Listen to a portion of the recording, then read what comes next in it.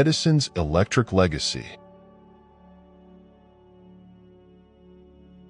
In the deep midnight silence of the Meridian Research Facility, a sprawling complex hidden beneath the neon glimmer of a near-future metropolis, an unprecedented experiment neared its climax. In an age where quantum computing and nanotechnology intertwined with relics of a bygone era, a small cadre of scientists and historians labored tirelessly to defy the natural order of time. The facility's corridors, lined with polished brass and etched with intricate clockwork designs reminiscent of Victorian engineering, hummed with both modern electricity and the steady cadence of steam-driven automatons. At the heart of this marvel lay an artifact built as much from Edison's ancient blueprints as from state-of-the-art quantum circuitry. A time machine designed to traverse not only the physical realm but also the layers of human memory and invention. Dr. Amelia Stone, the visionary leader of this clandestine project, had devoted her life to deciphering the genius of Thomas Edison. For decades, she had pored over dusty manuscripts, intricate patent drawings, and half-forgotten correspondence that hinted at a secret experiment long before Edison's famed inventions revolutionized the world. In her heart, she believed that Edison was more than a mere tinkerer of light bulbs and phonographs. He was a herald of innovation who had glimpsed the nature of time itself.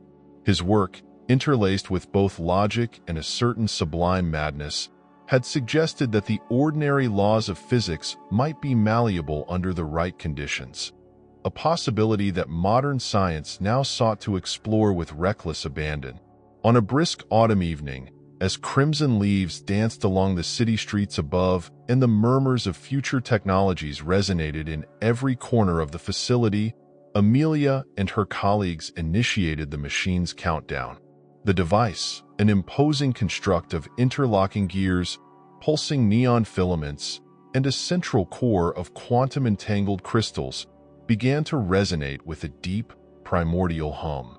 It was as if the echoes of Edison's laboratory, filled with the crackle of early electrical experiments, had been summoned once more. In that charged moment, the boundaries between centuries dissolved into a single point of potentiality.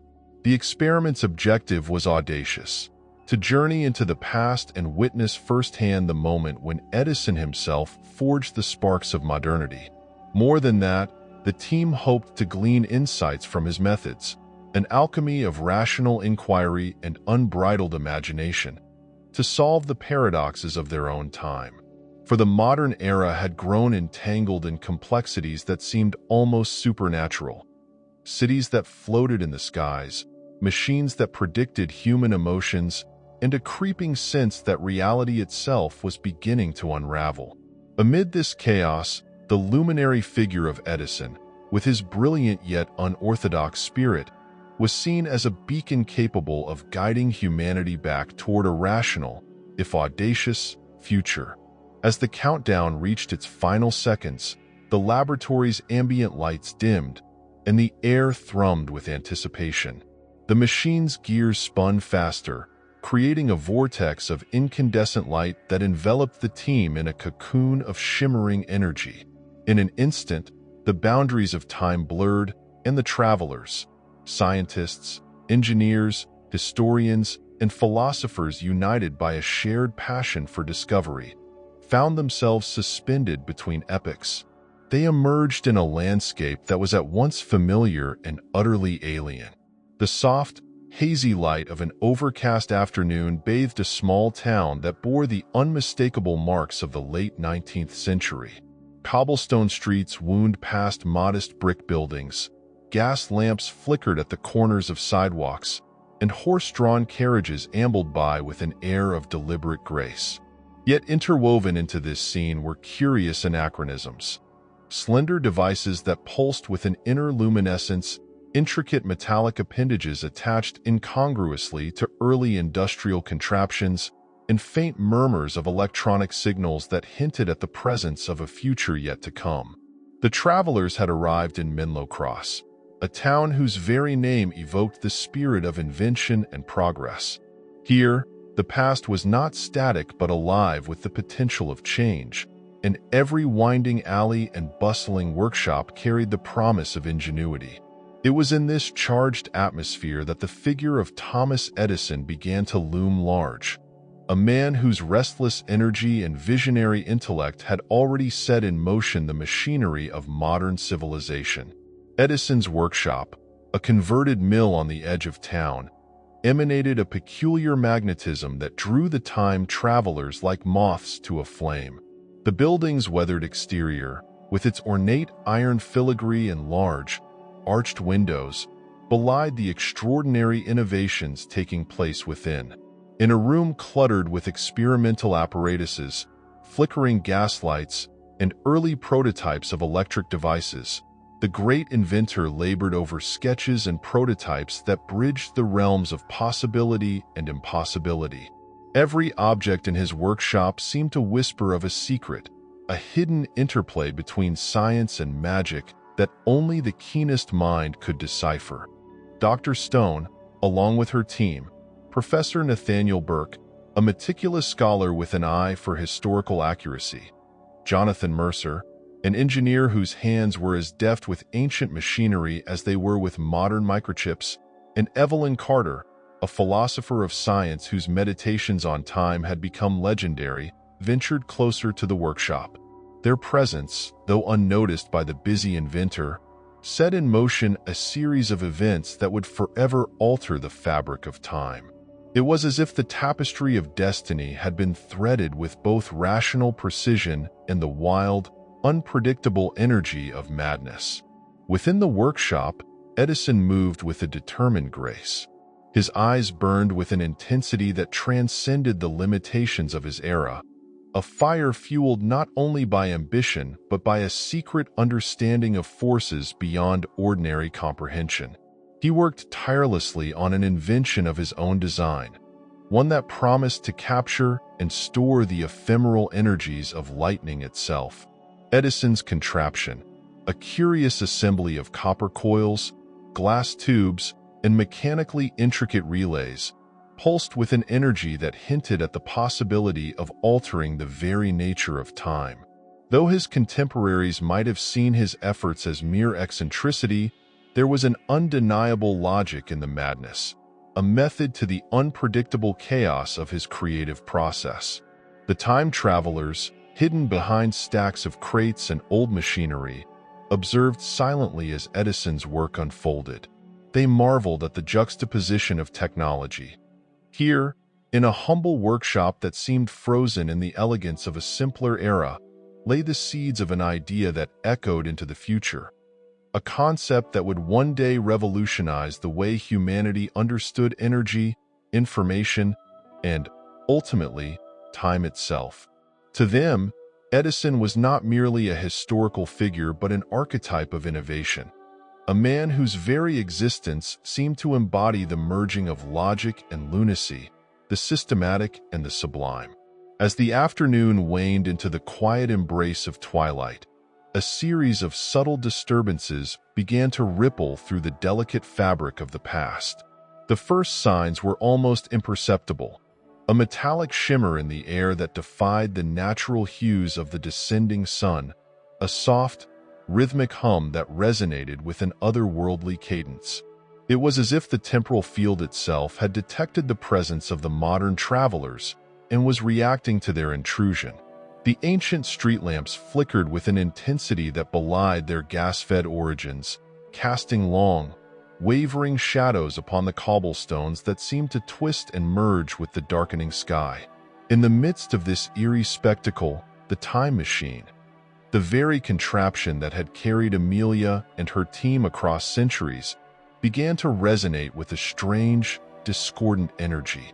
Its gears, already a marvel of hybrid technology, started to glow with a phosphorescence that recalled the luminous filaments of Edison's own experiments.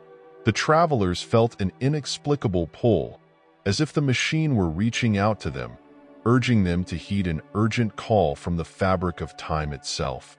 This moment of convergence, the merging of past and future, of logic and madness, would soon set in motion a cascade of events that threatened to shatter the delicate equilibrium of history. At the heart of this unfolding drama lay an enigma that had long haunted Amelia's dreams. A cryptic notation found in one of Edison's personal journals referencing a temporal dynamo capable of transcending the conventional limits of time. This notion, half mythical and half grounded in the scrupulous experiments of Edison's mind, had driven Amelia to the very edge of scientific exploration. Now, as the machine vibrated with a life of its own, she realized that the convergence in Menlo Cross was no mere accident. The temporal flux was calling out to the legacy of Edison, demanding that the inventor's unorthodox insights be harnessed to avert a crisis yet unseen. Unbeknownst to the time travelers, a shadow lurked in the periphery of this intricate tapestry, a presence as enigmatic as it was malevolent. Dr. Victor Hargrove, a once respected physicist whose mind had been consumed by a thirst for forbidden knowledge, had followed the quantum breadcrumbs that led to Menlo Cross. In his own clandestine experiments, Hargrove had sought to harness the chaotic energies of time to rewrite the narrative of human progress in his own twisted image. Where Amelia and her colleagues pursued a synthesis of past wisdom and future innovation for the betterment of mankind, Hargrove's endeavors were fueled by a nihilistic desire to subvert the natural order and impose a dystopian vision upon history. His arrival in Menlo Cross had been heralded by inexplicable disturbances, echoes of a time not meant to be disturbed, and his machinations now threatened to engulf both eras in a conflagration of conflicting realities. As dusk deepened into a velvet night, the boundaries between time's layers became ever more porous. Edison's workshop, aglow with the soft radiance of experimental apparatus and the ambient luminescence of the encroaching modern device, became a crucible of converging destinies. Amelia, compelled by both scientific curiosity and a profound sense of responsibility, resolved to confront the unfolding anomaly. With measured steps, she advanced from the concealment of shadow and dust, her presence blending seamlessly with the spectral interplay of light and darkness that defined the twilight. Every heartbeat seemed to echo with the resonance of 1,000 forgotten inventions, a symphony of creation and entropy that stretched back to the earliest flickers of human ingenuity. The air thickened with anticipation as the time machine's glow intensified, casting elongated silhouettes upon the time-worn walls of the workshop. In that charged moment, the very concept of linear time dissolved into a maelstrom of potentialities. The convergence of Edison's raw, incandescent genius with the calculated precision of modern engineering had unlocked a temporal nexus, a focal point where past intentions and future outcomes coalesced into a single, defining moment. Here, in this crucible of innovation and peril, the fate of history would be decided not by the isolated acts of individuals, but by the intricate interplay of countless variables. Human ambition, the relentless march of technological progress, and the unpredictable twists of fate itself. Dr. Amelia Stone's mind raced with both wonder and trepidation as she contemplated the implications of this convergence. The melding of Edison's mechanical ingenuity with the advanced quantum apparatus before her was not merely a spectacle of science. It was a manifestation of a timeless truth, that every act of creation carries within it the seeds of both order and chaos. In this instance, the seeds were sprouting in the fertile ground of Menlo Cross, where every invention and every idea was inextricably linked to the very fabric of time. The silent interplay of energies within the workshop grew more intense. A faint, rhythmic pulsation emanated from the core of the time machine, mirroring the steady beat of Edison's own experimental apparatus. The delicate interplay of steam, electricity, and quantum uncertainty reached a crescendo, as though the universe itself were orchestrating a grand experiment on the nature of reality. In that singular, suspended moment, Amelia sensed the unmistakable presence of destiny.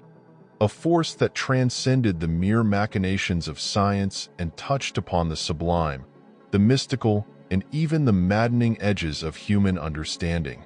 As the machine's light swirled and danced with chaotic elegance, Amelia's thoughts turned to the legacy of Thomas Edison, a legacy that was as much about the pursuit of truth as it was about the willingness to embrace the unknown.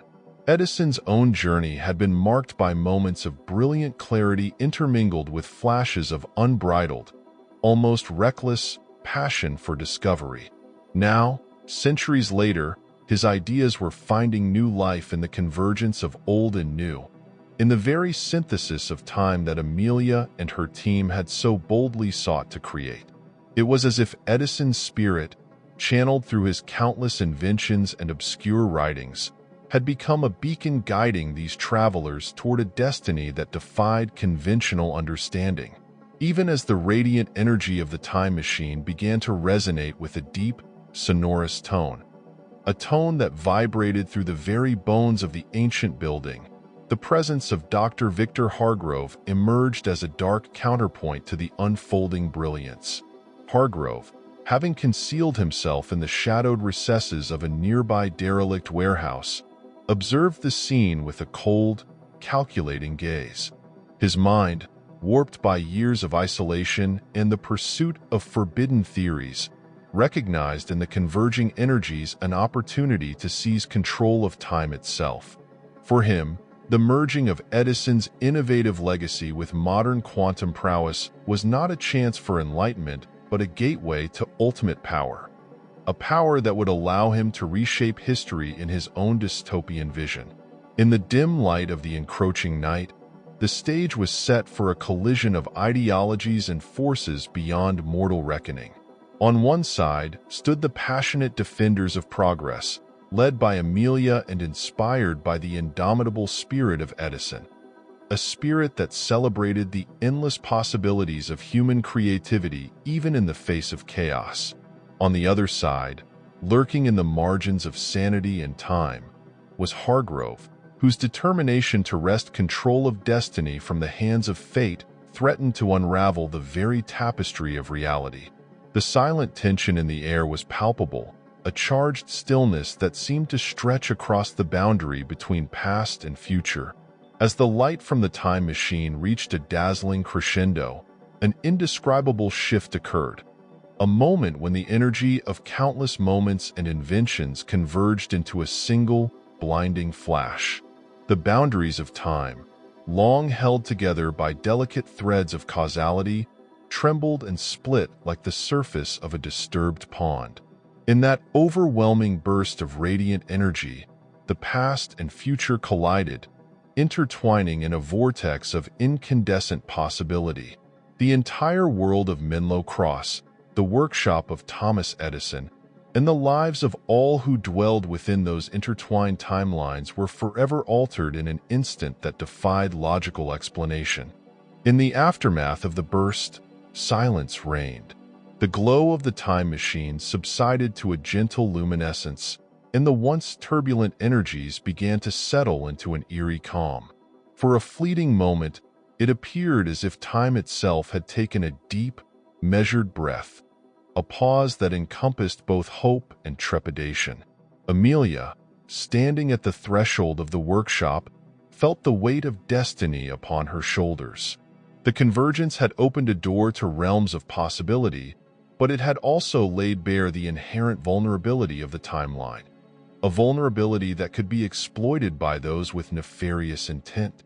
In that solemn pause, as shadows lengthened and the first stars of the evening emerged overhead, the legacy of Thomas Edison seemed to shimmer in the very air, a testament to the enduring power of invention, imagination, and the pursuit of knowledge against all odds.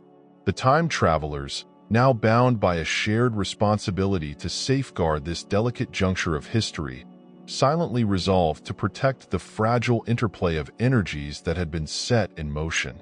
Their mission was clear: to ensure that the fusion of past brilliance and future innovation did not devolve into chaos under the machinations of a twisted mind.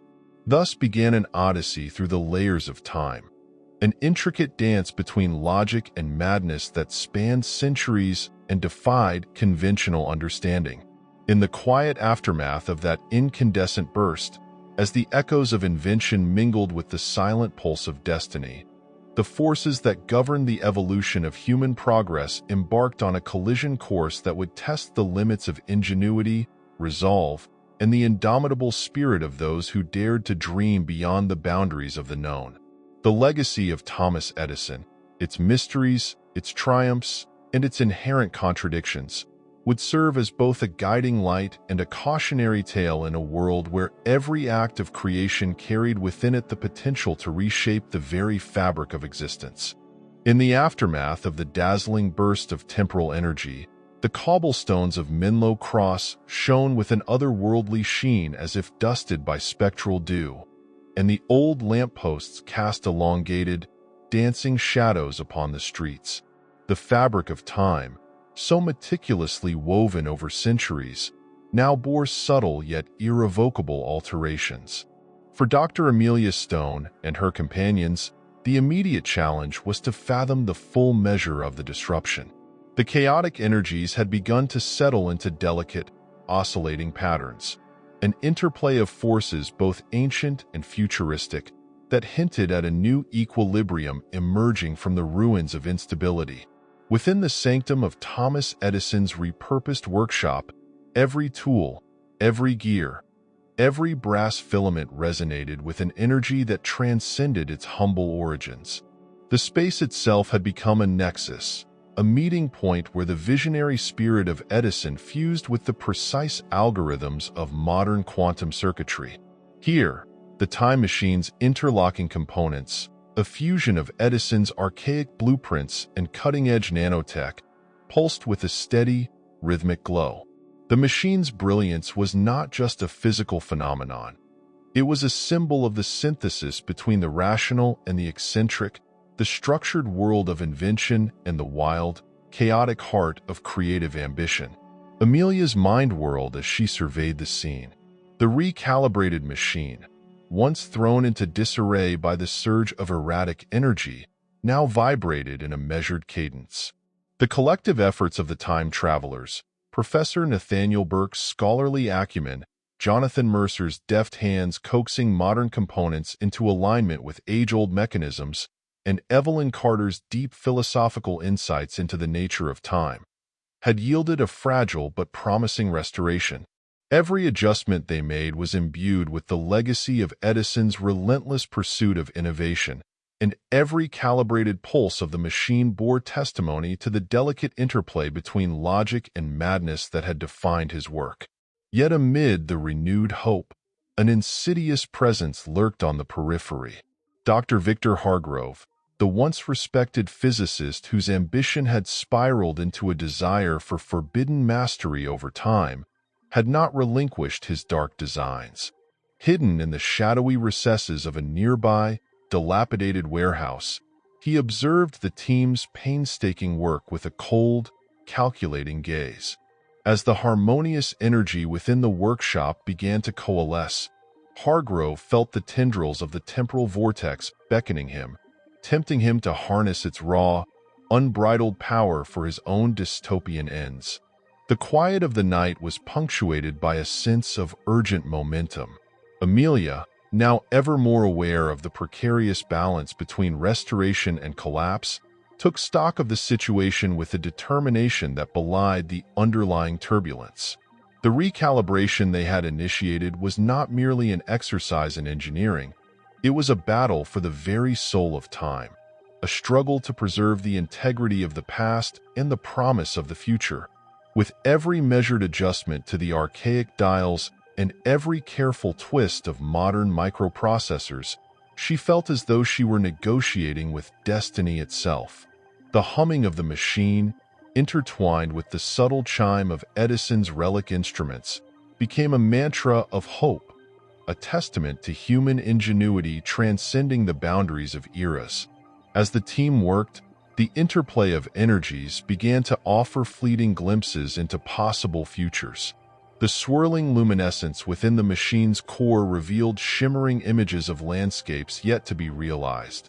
sprawling cities in the sky where nature intermingled with synthetic perfection, bustling metropolises where the ancient artistry of invention met the precision of digital evolution, and, hauntingly, visions of a dark, dystopian realm that could have been the legacy of Hargrove's ambition. Each image, transient and ghostly, underscored the stakes involved. The future was not predetermined. It was a tapestry woven from the choices made at this singular, turbulent moment. Outside, the town of Menlo Cross seemed to pulse with a life of its own. The venerable gaslights, once passive beacons, now shimmered in unexpected patterns, casting prismatic reflections that danced along the cobblestones. Even the gentle rustle of autumn leaves took on an uncanny resonance, as though the very earth were attuned to the shifting cadence of time. In this surreal atmosphere, every detail of the surroundings bore silent witness to the confluence of eras, a living, breathing reminder that history, like technology, was a dynamic, ever-evolving force. Yet even as the recalibration sequence gained momentum, a disturbance arose, a subtle, almost imperceptible anomaly that spread like a malignant whisper through the carefully ordered energies. It was Hargrove's doing, an intrusion into the delicate balance they had so painstakingly restored. From his clandestine vantage point, he had begun to channel the residual chaos of the temporal burst, molding it into a dark mirror of the machine's noble purpose. His interference manifested as a series of erratic pulses that disrupted the synchrony of gears and quantum circuits alike, threatening to unravel the nascent harmony. The confrontation of forces was a ballet of opposites. On one side stood the luminous convergence of Edison's legacy and modern science, a beacon of hope forged in the crucible of creative genius. On the other, the encroaching tendrils of Hargrove's ambition, dark and insidious, sought to warp the very nature of time. The air was thick with tension as Amelia, driven by both scientific acumen and an almost spiritual resolve, moved to counteract the malevolent intrusion. With delicate precision, she adjusted a series of ancient valves alongside futuristic controls, her hands guided by instinct and a deep, almost sacred understanding of invention. Each minute correction was a defiant stand against the forces that sought to plunge the timeline into chaos. In that charged moment, the entire workshop transformed into a surreal arena, a swirling vortex of energy, part incandescent brilliance, part Stygian darkness, formed at the heart of the time machine, drawing in stray elements of Edison's contraptions and the sleek modern components alike. Gears, glass tubes, and fragments of delicate circuitry spun together in a mesmerizing dance, a chaotic symphony that both terrified and awed those who beheld it. The vortex was more than a physical phenomenon. It was an embodiment of the eternal conflict between creation and destruction, a living testament to the duality inherent in every act of invention. Hargrove, seizing his opportunity, advanced from the darkness with a deliberate, almost predatory grace. His eyes shone with an intensity that bordered on madness as he extended a hand toward the vortex, as if willing the raw, chaotic energy to yield to his dark designs. Every step he took seemed to draw forth a ripple of disturbance through the temporal field, each movement a calculated bid to wrest control of destiny from the hands of progress. The air around him crackled with malevolent potential, and for a moment, it appeared as though the very fabric of reality would buckle under the strain of conflicting wills. The struggle reached a fever pitch as the energies around the machine surged in a crescendo of light and shadow. Amelia's focus became absolute. With every ounce of strength and unwavering determination, she initiated a counter-sequence, a carefully choreographed series of adjustments that sought to absorb and redirect the rogue energies emanating from Hargrove's interference. The process was both scientific and almost mystical in its precision, an elegant dance where each component, whether wrought of polished brass or micro-engineered silicon, played its part in re-establishing order. Slowly, imperceptibly at first, the discordant pulses began to harmonize with the ambient rhythms of the recalibrated machine. The swirling vortex, once a maelstrom of untamed forces, started to wane as the counteracting energy, born of pure human ingenuity and the enduring spirit of Edison, asserted its stabilizing influence. The once chaotic interplay of light and sound gradually gave way to a steady, rhythmic pulse that echoed like the heartbeat of a living, sentient force. In that moment, the workshop was transformed into a sanctuary of possibility, a space where the boundaries of time were not barriers, but conduits through which the dreams of the past and the promise of the future could merge. Yet even as this delicate equilibrium was restored, an undercurrent of foreboding lingered in the shadows. Hargrove's eyes, still fixed on the dwindling vortex, gleamed with a mixture of frustration and undying ambition. Though his interference had been countered momentarily, the dark physicist was not yet defeated. In his hidden sanctuary of rust and decay, he retreated into the depths of the night, vowing to return with a renewed strategy, a final, desperate gambit to seize the power of time for his own dystopian vision. As the night yielded to the soft glow of approaching dawn, the team gathered around the now stabilized time machine. Their expressions, illuminated by the gentle radiance of the device, were etched with both relief and a sober recognition of the work that lay ahead. The recalibrated machine, a fusion of Edison's age-old wisdom and modern scientific breakthroughs, stood as a testament to the resilience of human creativity. Its pulsations, steady and measured, were a silent promise that the chaotic energies had been tamed, if only for a time. In the quiet moments before sunrise, as the first light of day crept over the horizon and bathed the town of Menlo Cross in a serene glow, the time travelers prepared to confront the next phase of their odyssey.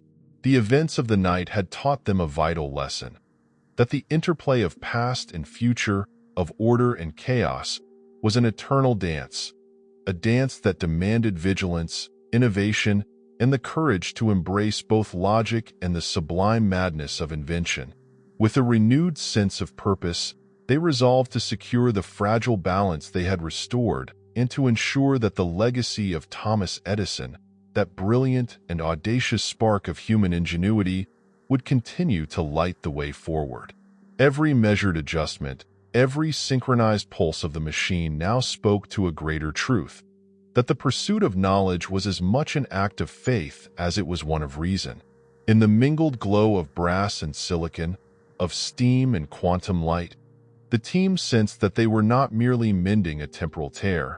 They were forging a bridge between eras, a luminous pathway along which the spirit of invention could travel unimpeded by the boundaries of time. And so, as the first rays of dawn touched the venerable facades of Menlo Cross and the quiet murmur of a restored timeline filled the air, Amelia and her companions gathered the tools and remnants of both an age-old dream and the promise of a new horizon. Their collective resolve was as palpable as the gentle hum of the machine, a living, breathing testament to the enduring interplay between logic and the exquisite madness that lay at the heart of every great discovery. At the threshold of a new dawn, the shimmering temporal field that had once enveloped Menlo Cross began to settle into an almost meditative calm, yet the echoes of the previous night's turbulence still resonated deep within the hearts and minds of those present. Every glint of copper and every trace of quantum luminescence spoke to a delicate balance that had been wrested from the clutches of chaos, a balance that was as fragile as it was precious. The time machine, a singular marvel forged from the brilliant ingenuity of Edison's sketches and the unfathomable breakthroughs of modern science, pulsed with a steady, measured glow that signified both triumph and caution. It was in this quiet moment, in the gentle interplay of light and shadow, that the true cost and beauty of invention revealed itself. The soft light of early morning filtered through the high, arched windows of the ancient workshop, The space, once chaotic with the swirling energies of conflict, now radiated a serene luminosity reminiscent of a temple dedicated to discovery. Each tool, every brass gear, and the network of modern microcircuits interlaced with time-worn apparatuses seemed to murmur in a silent chorus, a hymn to the spirit of progress and the eternal quest for knowledge. In the midst of this subtle radiance, Dr. Amelia Stone stood with a measured intensity. Her gaze, reflective and determined, swept across the remnants of the night strife, absorbing every detail as if each filament of light and shadow carried a message from the continuum of time itself. Amelia's mind recalled the tumultuous surge of energy that had rocked the workshop mere hours before, a clash between the disruptive ambition of Dr. Victor Hargrove and the resolute unity of the time travelers. In that singular moment of convergence, the machine's harmonious pulse had been nearly overwhelmed by a burst of malignant interference. Yet, through the coordinated efforts of Jonathan Mercer's deft handling of both archaic mechanisms and futuristic controls, Professor Nathaniel Burke's scholarly insights into the ancient records of Edison's experimental notes, and Evelyn Carter's reflective understanding of the philosophical dimensions of time, the overwhelming force had been rechanneled. Together, they had forged an elegant counter-sequence that absorbed the chaotic energy, nullifying Hargrove's dark surge and restoring the balance between epochs. In the aftermath of that confrontation, a palpable stillness had descended upon the workshop. The residual energies, once discordant and volatile, had gradually coalesced into a steady, rhythmic hum that seemed to breathe life into every corner of the space. The gentle vibration of the time machine's core was now indistinguishable from the beating of a single, unwavering heart, a heart that symbolized the unity of past wisdom and future promise. It was in that moment that the team realized the true nature of their endeavor. The journey through time was not a mere conquest over the linear constraints of history, but rather a deep, unending dialogue between the creative passions of different eras. As the first full light of dawn bathed the workshop in hues of soft gold and rose, the intricate interplay of Edison's ancient blueprints and modern quantum schematics became a living mosaic, a luminous testament to the spirit of innovation that transcended the boundaries of time. Every detail in the space, from the meticulously wrought brass cogs to the shimmering array of digital displays, converged to form a singular vision. A vision in which the legacy of Thomas Edison was not confined to the dusty annals of history, but was reborn as a dynamic force driving humanity's collective progress. The time machine itself stood as an eloquent metaphor for this very synthesis, a tangible bridge between the eras, pulsating with the life force of human ingenuity. In that sacred space, a quiet introspection gripped the souls of the time travelers. Their arduous battle against the temporal distortions, fueled by Hargrove's insidious ambition, had taught them a profound lesson: that the fabric of time was a living tapestry, woven with threads of hope, chaos, memory, and aspiration.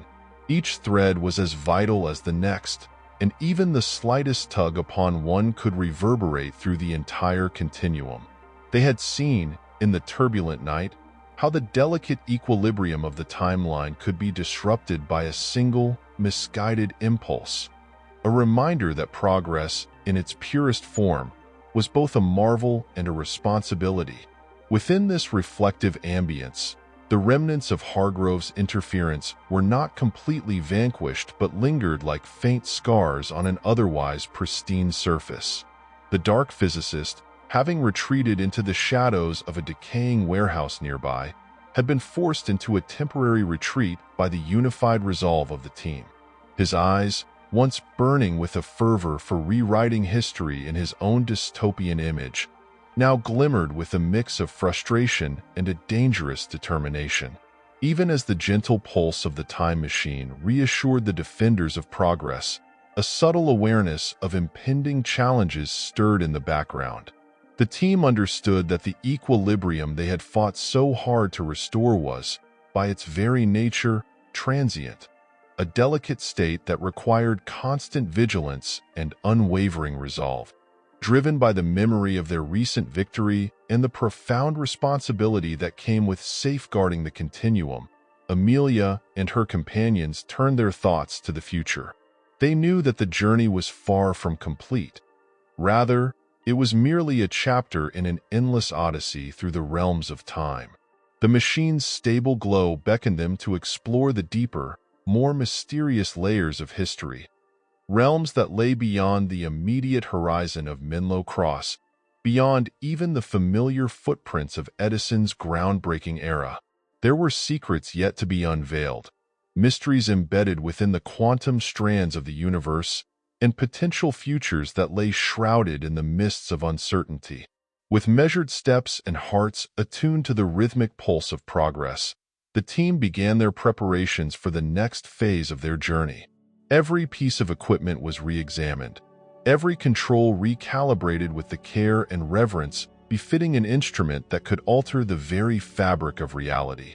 The workshop transformed into a sanctuary of both reflection and innovation, a place where the whispers of the past mingled with the electric promise of the future.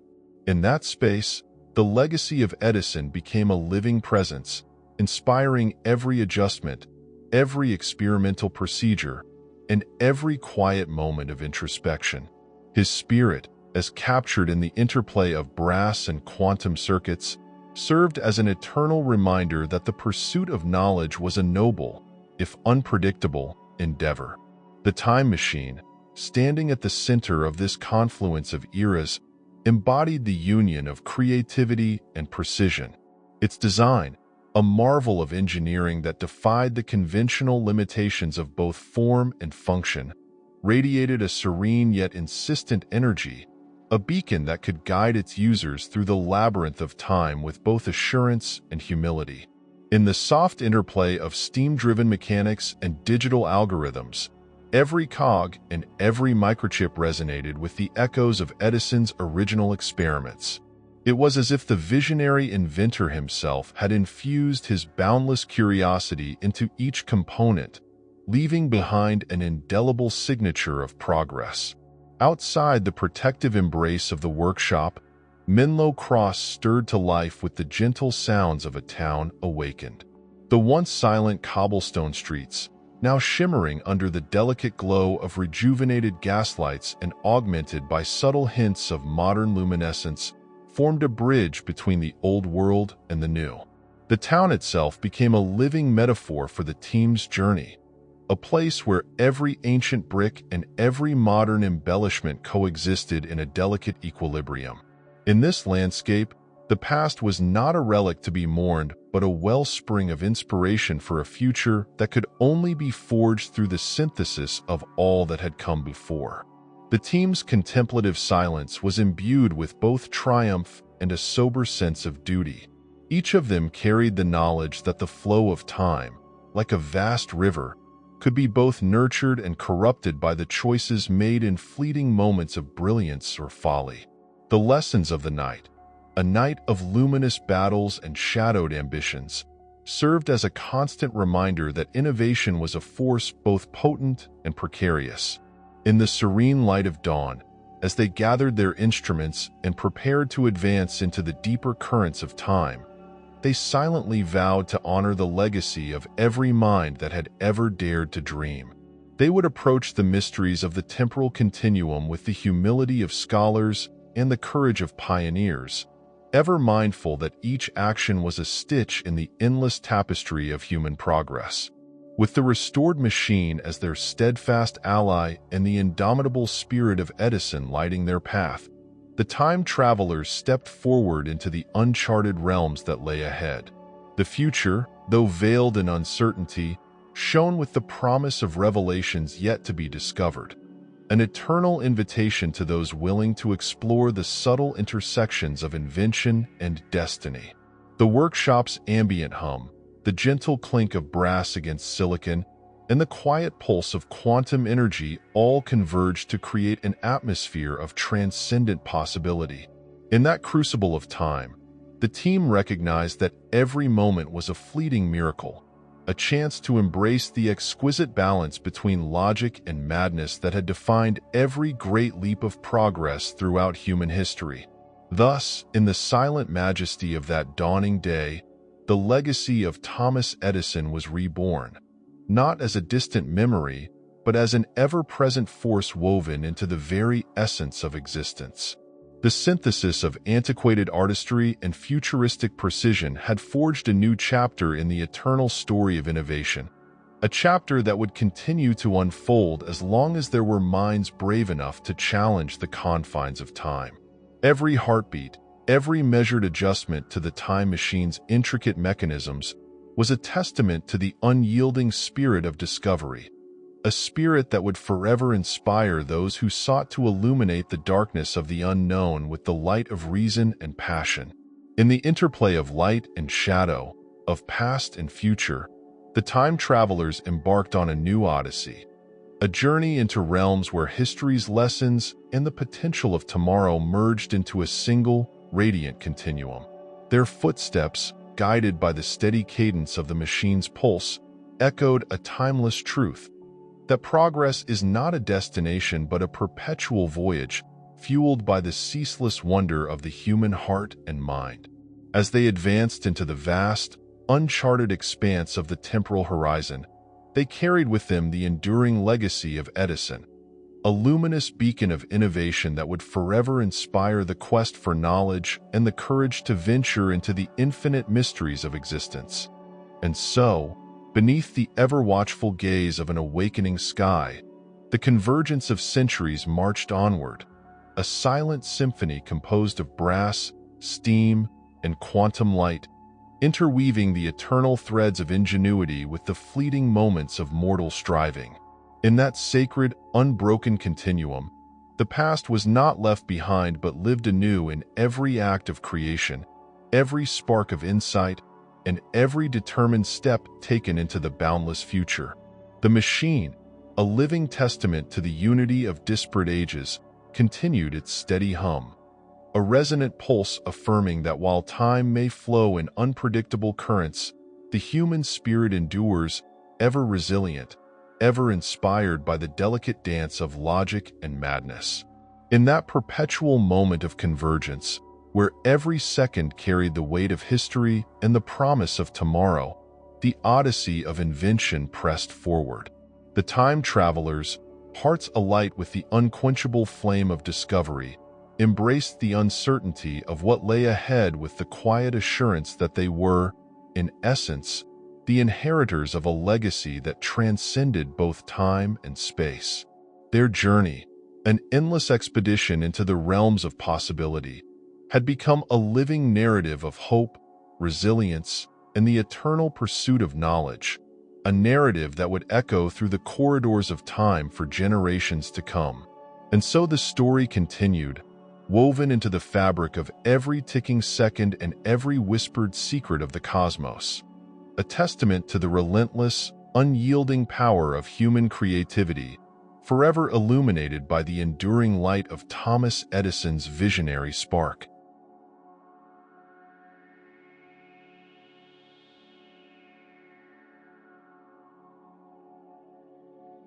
Sherlock Holmes and the Chrono Enigma. In the labyrinthine fog of Victorian London, an astonishing convergence of time and intellect unfolded in a manner that defied all conventional understanding. Concealed behind the soot-stained brick facades and gaslit alleyways of the city was a secret project, a synthesis of modern quantum theory and the elegant, intricate machinery of the 19th century. In a narrow, unassuming workshop tucked away behind an abandoned warehouse near Baker Street, a small team of intrepid scientists and historians had painstakingly constructed a device known only as the Chrono Engine. This marvelous contraption was a masterful blend of polished brass gears, finely carved mahogany panels, and the unmistakable glimmer of state-of-the-art digital displays. Its design, an amalgamation of antique craftsmanship and modern precision, allowed its creators to breach the very fabric of time, ushering them into eras long past and futures yet to be born. The team, led by the erudite Professor Alastair Montgomery, a scholar whose mind navigated both the dusty tomes of historical lore and the cutting-edge theories of modern physics, had dedicated years to deciphering the arcane principles that governed temporal displacement. Alongside him worked Dr. Evelyn Pierce, whose quiet determination and acute observational skills were matched only by her deep reverence for the mysteries of history, and Isaac Blackwell, a gifted engineer whose nimble hands could coax modern miracles from even the most archaic of components. Their shared purpose was as singular as it was audacious: to witness firsthand the bygone era of the great detective Sherlock Holmes, whose legendary methods of deduction had long captivated minds and defined the spirit of rational inquiry in an age where logic reigned supreme. On a cold, mist-shrouded evening, as the gas lamps along the narrow streets of London flickered in an eerie dance with the swirling fog, the chrono engine hummed to life. The chamber in which it resided was filled with a subtle interplay of shadow and light, its walls lined with dusty blueprints and antique instruments that once belonged to a bygone era of invention. The machine's core, an intricate assembly of interlocking cogs, quantum microprocessors, and mysterious crystals harvested from meteorites, began to pulse with a hypnotic rhythm, as if resonating with the heartbeat of time itself. In that charged moment, when the ancient and the modern intermingled in perfect synchrony, the team activated the device and felt a sudden, disorienting shift in the air, as if reality were bending to accommodate their will. A blinding cascade of light enveloped the room, and in an instant, the familiar hum of the chrono engine gave way to an overwhelming sensation of weightlessness. When the light subsided and the team's senses returned, they found themselves standing in the heart of Victorian London, a city defined by its fog, its intricate network of narrow lanes, and its indomitable spirit of inquiry. The air was thick with the scent of coal smoke and rain, and the distant toll of church bells mingled with the rhythmic clip-clop of horse-drawn carriages traversing the slick cobblestones. Every detail of this transformed reality evoked both the comfort of historical familiarity and the thrill of stepping into an era that had long been relegated to memory. As they navigated the labyrinth of winding streets and foggy byways, the team could not help but feel the weight of destiny upon their shoulders. Every gaslit corner and every shadowed alley seemed to conceal secrets waiting to be uncovered by those with eyes keen enough to perceive them. The team's arrival, marked by the subtle disturbance in the continuum of time, had not gone unnoticed. Unbeknownst to them, a singular presence, the great detective Sherlock Holmes himself, was already tracing the faint ripples of this temporal anomaly, his renowned powers of deduction guiding him like a lodestar through the dim recesses of the city. Holmes, renowned for his razor-sharp intellect and uncanny ability to reconstruct events from the minutest of clues, had spent countless hours observing the unfolding of mysterious occurrences that defied conventional explanation.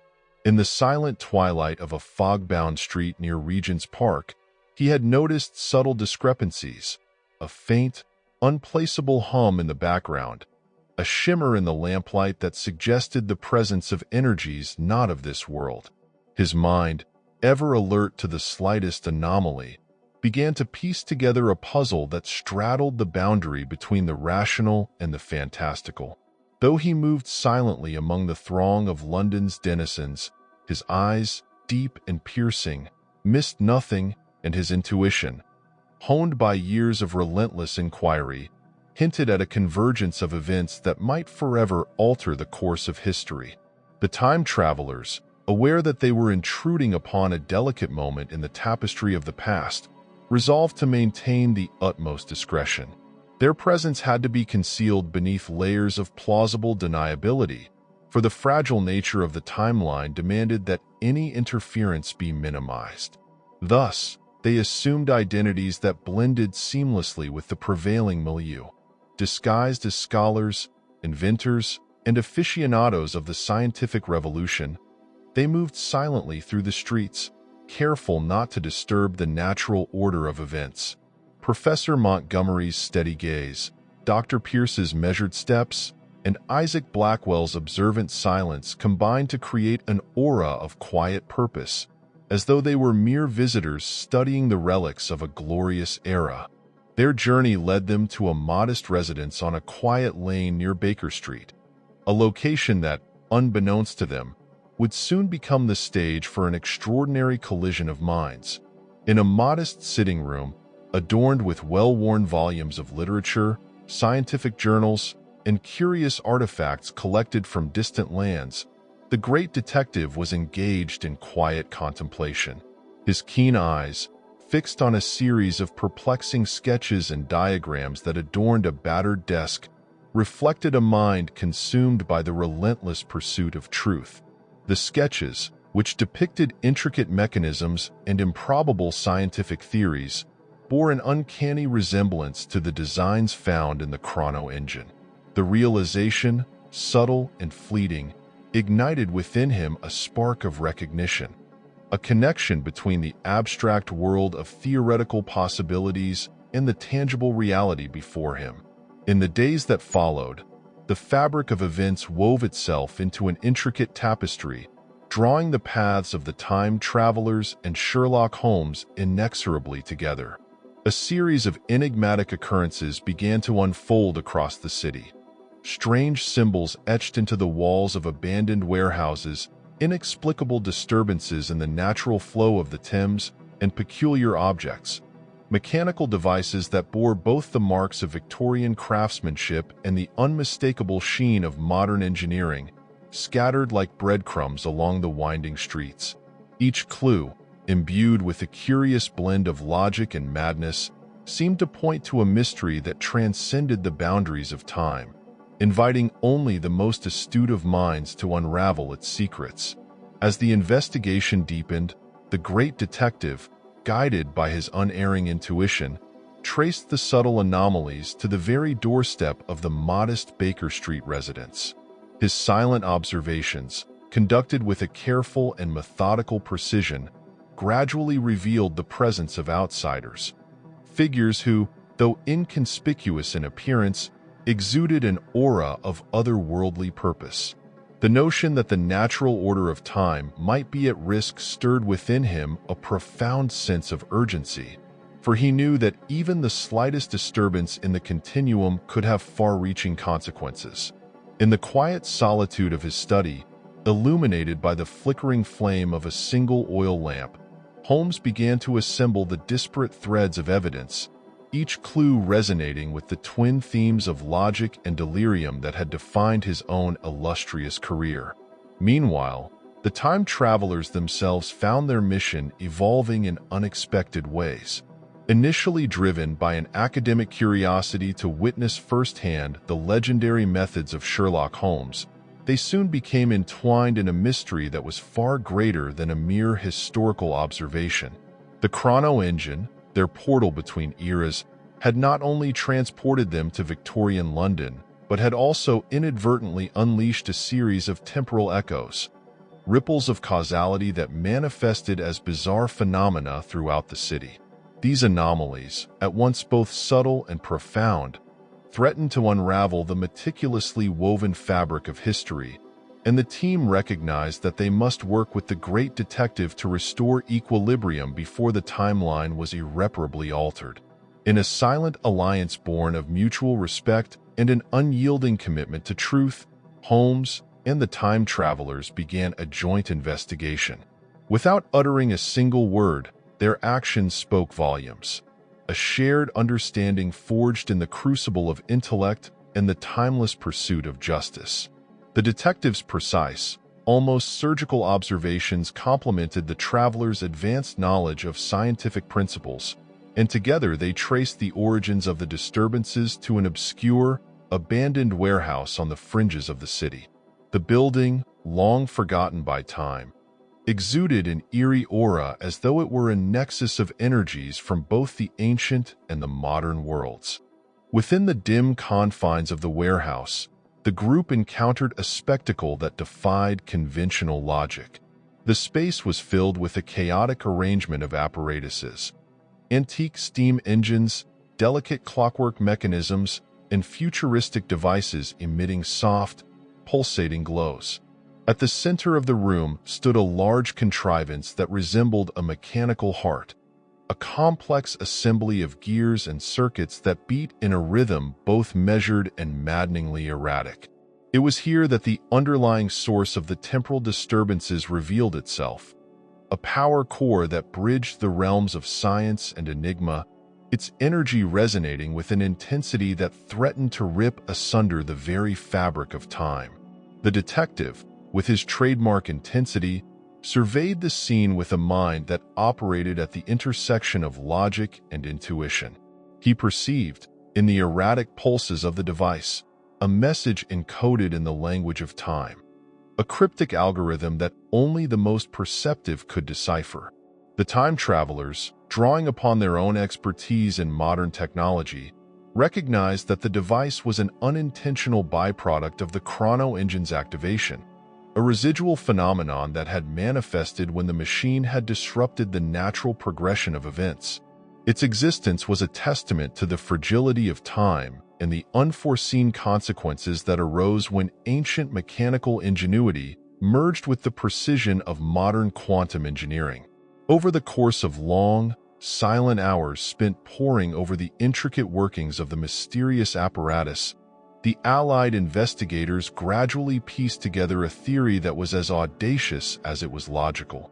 The machine, they surmised, was not a malevolent force in itself, but rather a natural reaction, a compensatory mechanism designed by the cosmos to restore balance in the face of unprecedented interference. Its erratic pulses were akin to the rapid heartbeat of a living organism, attempting to recalibrate itself after being subjected to the chaotic energies of time travel. Yet if left unchecked, its inherent instability threatened to cascade into a chain reaction that could shatter the timeline and send ripples of chaos far beyond the confines of Victorian London. Emboldened by this understanding, Holmes and the time travelers resolved to harness the very device that had become the epicenter of temporal disarray. In a silent, determined flurry of activity, they set about devising a countermeasure, an intricate sequence of adjustments that would stabilize the power core and reintegrate the disrupted threads of causality into the natural order. Each component of their plan was executed with the precision of a well-rehearsed symphony. Delicate adjustments to the antique valves of steam-powered machinery were synchronized with recalibrations of modern microprocessors, while the ancient gears were realigned to resonate harmoniously with the subtle pulses of quantum energy. Throughout this delicate process, every movement was guided by an unwavering commitment to logic, a testament to the meticulous methods that had earned Holmes his legendary reputation. As the hours passed in near meditative silence, the chaos of the warehouse began to yield to a burgeoning order. The erratic vibrations of the power core gradually subsided, replaced by a steady, measured rhythm that seemed to echo the heartbeat of a world determined to find equilibrium. The combined efforts of the detective and his unlikely companions had begun to mend the fragile rift in time, a feat that, while grounded in scientific ingenuity, carried an almost poetic quality, a reaffirmation that the rational mind, when tempered by passion and perseverance, could triumph even over the wild, unfathomable forces of the universe. In the wake of this achievement, a quiet sense of reverence settled over the assembled group. Holmes, whose piercing gaze had witnessed countless enigmas unravel before his very eyes, regarded the stabilized device with a solemn understanding. For him, the entire episode was a reminder that the pursuit of truth was a journey fraught with both brilliance and peril, a journey where logic and madness danced in perpetual counterpoint. The time travelers, too, felt the weight of their responsibility, recognizing that their foray into the past had not only provided them with a rare glimpse into the legendary world of Sherlock Holmes, but had also entrusted them with the task of safeguarding the continuum of time itself. In the days that followed, As the unnatural disturbances receded into a quiet hum and the city of London resumed its steady cadence under the watchful eyes of its inhabitants, the detective and his newfound allies continued their silent collaboration. Without fanfare or ceremony, they retreated into the shadows of history, their shared mission a testament to the enduring power of deductive reasoning and scientific inquiry. Holmes returned to his solitary contemplations in his modest Baker Street residence, his mind forever enriched by the encounter with forces that transcended the ordinary bounds of experience. The time travelers, their hearts heavy with the knowledge of what had transpired, prepared to reactivate the chrono engine. A decision made with both trepidation and hope, for they understood that the journey through time was not merely an exploration of distant eras but a profound dialogue with the very essence of existence. As the chrono engine powered up once more in its clandestine laboratory, its brass gears and digital circuits resonating in harmonious accord, Professor Montgomery, Dr. Pierce, and Isaac Blackwell cast one final, lingering glance at the foggy streets of Victorian London. Every flickering gas lamp, every echo in the deserted alley, seemed to whisper of mysteries that had been unveiled and secrets that still lay hidden beneath the surface of history. Their journey had been a sublime convergence of logic and the sublime madness of creative inquiry. A journey that had affirmed the timeless truth that the human mind, when devoted to the pursuit of knowledge, could indeed unravel the most impenetrable enigmas of the cosmos. In the silent interplay of past and present, of antique ingenuity and modern brilliance, the legacy of Sherlock Holmes shone forth as an eternal beacon, a reminder that every mystery, no matter how deeply buried in the annals of time, could be brought to light by the steadfast application of reason. The chrono engine, now pulsing with a steady rhythm that seemed to echo the harmonious heartbeat of the universe, stood as a monument to the indomitable spirit of discovery, a symbol of the eternal dance between order and chaos, between the known and the unknowable. And so, as the machine's light began to fade and the travelers felt the gentle pull of the temporal vortex drawing them home, they carried with them the profound understanding that time itself was a continuum of infinite possibility. Their hearts, enriched by the silent communion with one of history's greatest minds, beat in time with the eternal rhythm of deduction and wonder.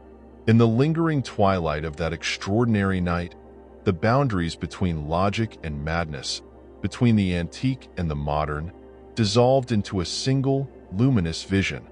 A vision of a world where the spirit of Sherlock Holmes and the unyielding quest for truth would forever guide the human race along the path of progress.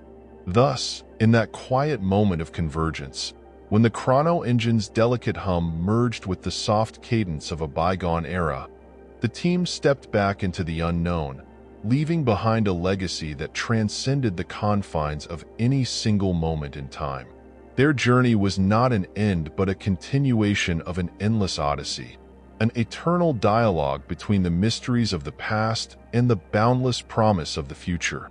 And though the fog of Victorian London gradually receded into memory, its echoes, imbued with the rational rigor of Sherlock Holmes and the fevered passion of scientific discovery, would resonate in every subsequent tick of the cosmic clock, forever reminding all who dared to dream that the pursuit of truth was, in its very essence, a timeless adventure. In the hushed aftermath of their daring intervention, when the ethereal glow of the chrono engine had dimmed to a soft, reassuring pulse, and the fog of Victorian London once more enveloped its labyrinthine streets, a subtle yet undeniable shift stirred beneath the surface of time. The events at the abandoned warehouse, the silent communion of deductive brilliance and scientific ingenuity, and the careful realignment of the temporal currents had left behind more than a fleeting disturbance. They had seeded a cascade of residual echoes that now whispered secrets along the narrow alleys and beneath the flickering lamplight of the city. In the quiet solitude of his Baker Street study, Sherlock Holmes, his piercing eyes forever alert to the faintest anomaly, sensed that the carefully restored equilibrium was not yet complete. Each measured tick of the clock, each muted sigh of the city's ancient bricks, spoke to an undercurrent of mystery that defied simple resolution. Holmes's thoughts turned to the peculiar interplay of cause and effect, to the possibility that even the slightest perturbation in the tapestry of time might ripple outward in unforeseen ways. His mind, trained to extract clarity from the hazy convergence of evidence, began to piece together a pattern, a series of seemingly isolated incidents that, when viewed through the lens of temporal mechanics, hinted at a hidden design. Elsewhere, in the discreet confines of the clandestine laboratory where the chrono engine resided, Professor Alastair Montgomery, Dr. Evelyn Pierce, and Isaac Blackwell gathered around a polished mahogany table, their expressions somber and intent. The device, a marvel of interwoven eras with brass gears entwined alongside sleek digital interfaces, still hummed with a steady rhythm, a heartbeat that bridged centuries. The team reviewed their data with meticulous care, poring over the delicate tracings of quantum fluctuations and the residual imprints of antique clockwork oscillations. The phenomenon they had tamed at the warehouse had left behind faint anomalies, cryptic signatures embedded in the very fabric of the temporal field. These aberrations, though subtle, held the potential to grow in complexity if left unexamined. With a shared resolve, the group initiated a series of controlled experiments designed to map the residual disturbances. They modified the chrono engine sensors, a synthesis of modern microcircuitry and analog dials reminiscent of 19th-century chronometers, to scan for minute temporal ripples. As the apparatus hummed softly, projecting spectral graphs onto a series of polished screens, patterns began to emerge. The data revealed periodic pulses that radiated from specific nodes across London, their intensity rising and falling in a rhythm that seemed to correspond with the city's own heartbeat. These nodes were not randomly distributed.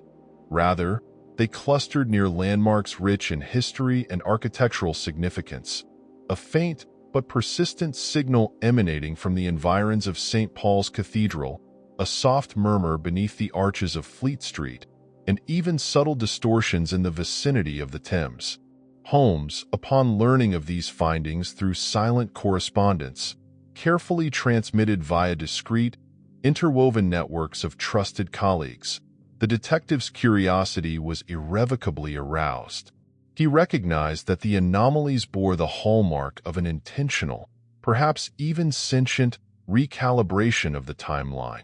The very possibility that time might be responding to their interventions, adapting and readjusting in ways that transcended simple mechanical cause and effect, both fascinated and troubled him.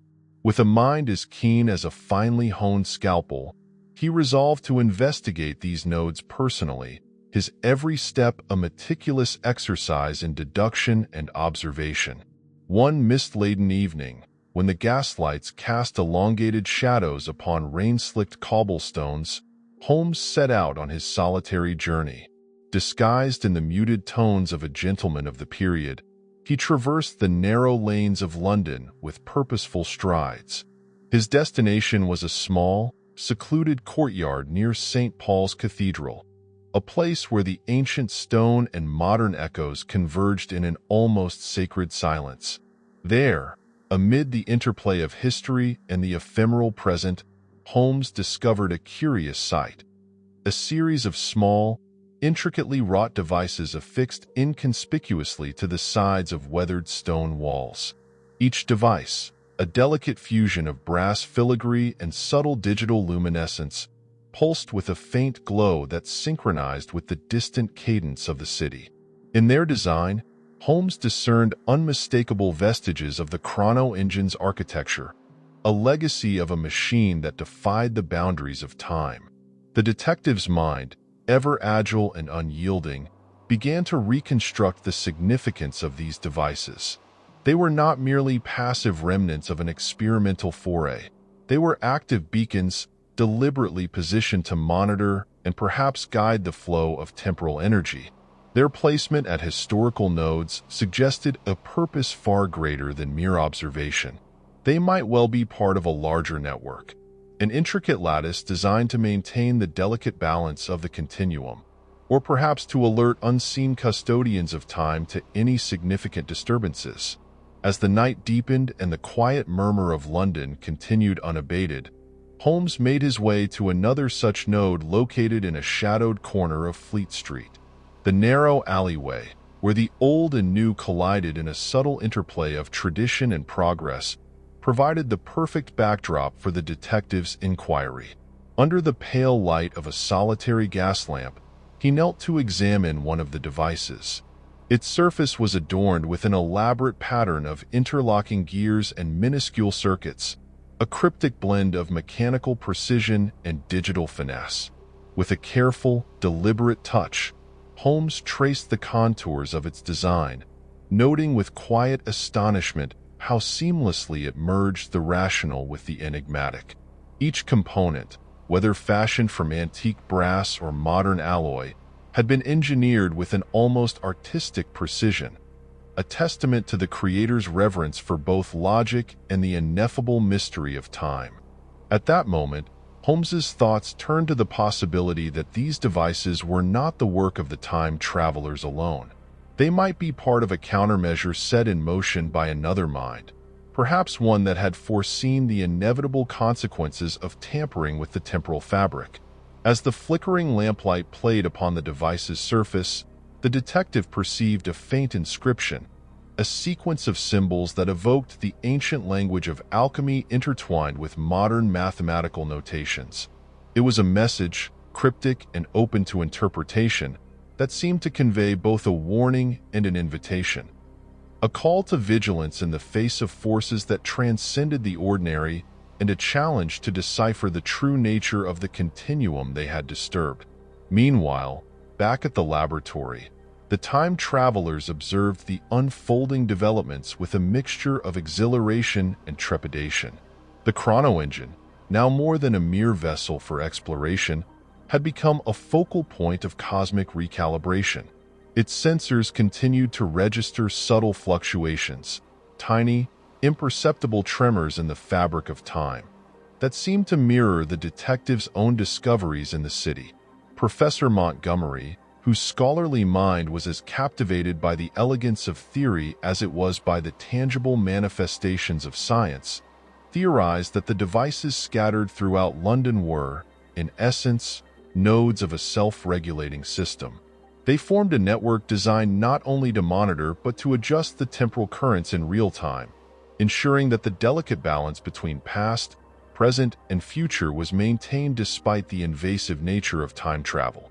Dr. Evelyn Pierce, ever the pragmatist, considered the implications of this self-correcting system with both awe and caution.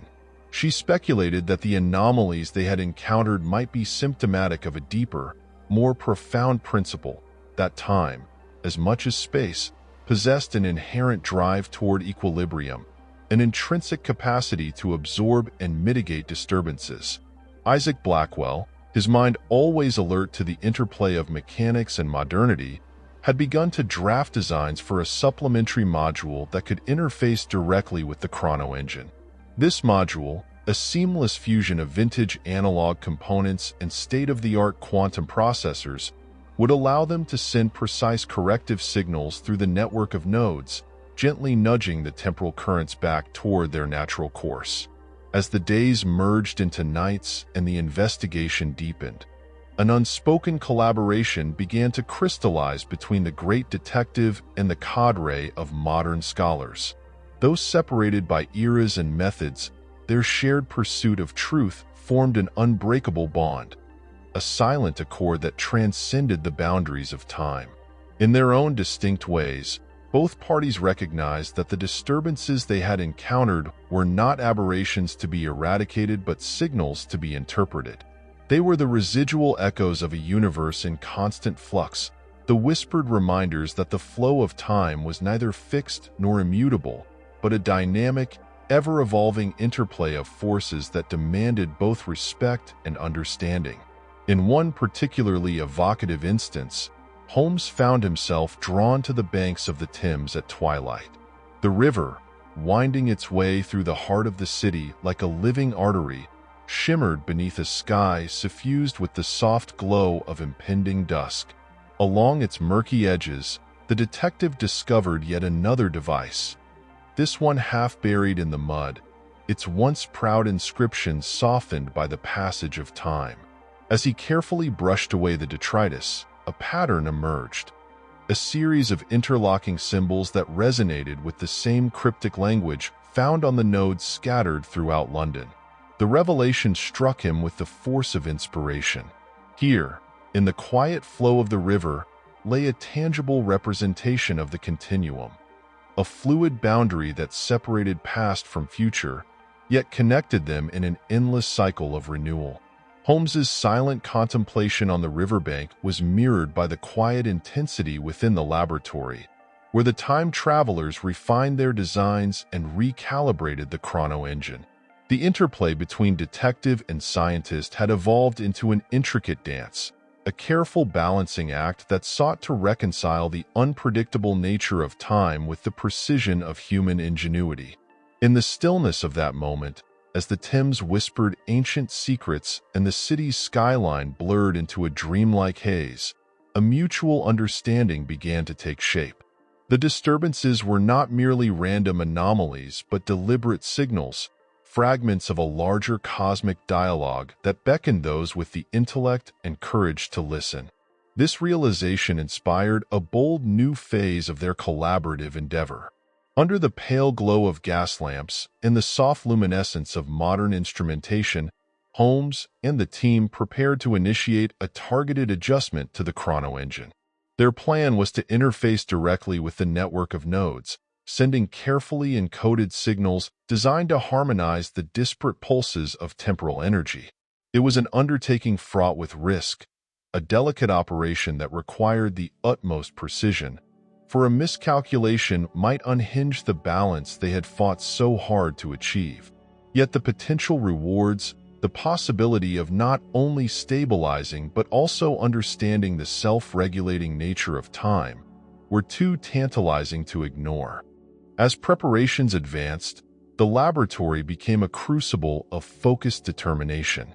Ancient blueprints were scrutinized alongside digital schematics.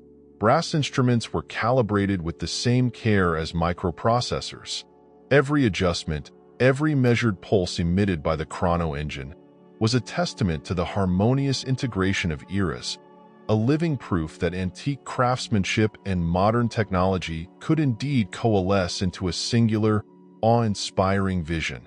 The air in the laboratory was charged with anticipation, as if the very atoms of the room vibrated with the collective hope and trepidation of those who dared to challenge the immutable laws of time. In a decisive moment marked by both scientific rigor and an almost mystical intuition, the combined efforts of Holmes's deductions and the time traveler's technological prowess culminated in a coordinated operation.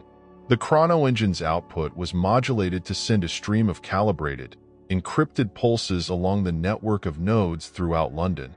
These pulses, imbued with the collective wisdom of centuries and the precision of modern quantum engineering, began to ripple outward in a series of concentric waves.